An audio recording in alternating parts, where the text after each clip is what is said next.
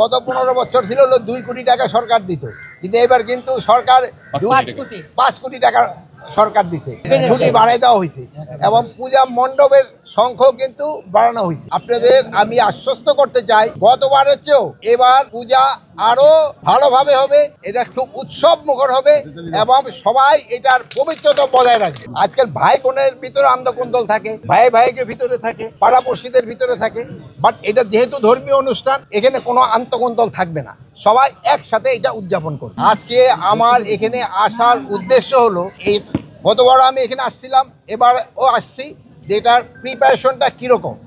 আমি দেখলাম প্রিপারেশন বেশ ভালো হয়েছে এবং আপনাদের আমি আশ্বস্ত করতে চাই, গতবারের চেয়েও এবার পূজা আরও ভালোভাবে হবে, এটা খুব উৎসব মুখর হবে এবং সবাই এটার পবিত্রতা বজায় রাখবে। এটা কিন্তু একটা ধর্মীয় অনুষ্ঠান, এটার কিন্তু একটু পবিত্রতা বজায় রাখতে হবে। এই যে আপনারা অনেকে দেখি দুই একটা যে স্যান্ডেল ট্যান্ডেল নিয়ে, কিন্তু এটার উপরে উঠবেন না, এতে কিন্তু এর পবিত্রতাটা কিন্তু নষ্ট হয়।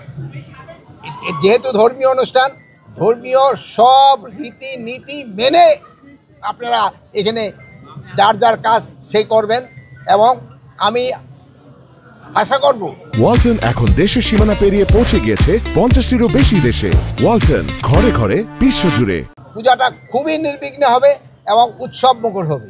আর আপনারা জানেন, আমার বোন অলরেডি বলছে যে গতবার ছিল, গতবারের থেকে কিন্তু ছুটি বাড়াই দেওয়া হয়েছে এবং পূজা মণ্ডপের সংখ্যাও কিন্তু বাড়ানো হয়েছে।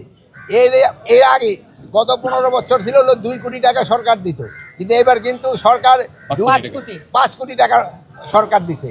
গতবার ছিল 4, এবার 5 কোটি টাকা সরকার দিছে।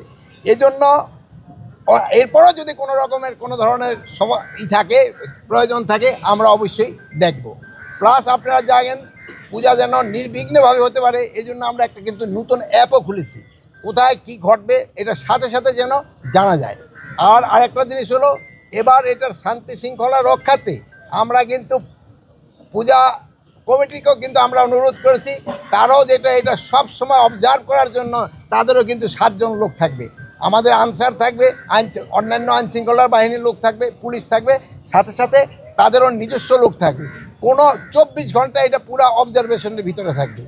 মানে এইটা অবজারভেশন কিন্তু শুরু হয়ে গেছে, মানে পরিচালনা পর্ষদ দিয়া কিছুদিনের ভিতরেই কিন্তু আইন শৃঙ্খলার বাহিনীও লোক চলে আসবে।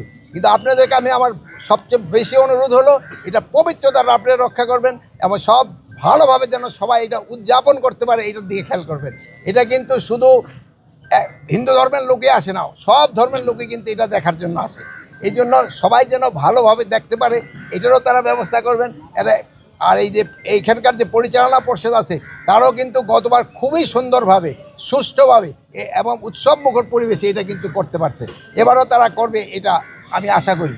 আর এখানে আইন শৃঙ্খলা পরিস্থিতি ভালো থাকবে, এখানে কোনো রকমের কোনো অসুবিধা হবে না, কোনো ধরনের কোনো হামলার কোনো হুমকি নাই, সব কিছু ভালোভাবে। আপনারা তো শুনছেন, আমাদের ভাই বোনেরা অলরেডি কিন্তু তারা বলছে।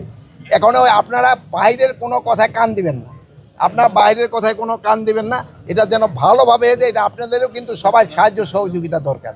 এবার ধরেন যে আপনাদের আজকে কিন্তু একসাথে করতে অনেক সময় লেগে গেছে। আজকাল ভাই বোনের ভিতরে আন্দোলন থাকে, ভাই ভাইকে ভিতরে থাকে, পাড়াপড়শিদের ভিতরে থাকে, বাট এটা যেহেতু ধর্মীয় অনুষ্ঠান, এখানে কোনো আন্তঃকন্দল থাকবে না, সবাই একসাথে এটা উদযাপন করছে।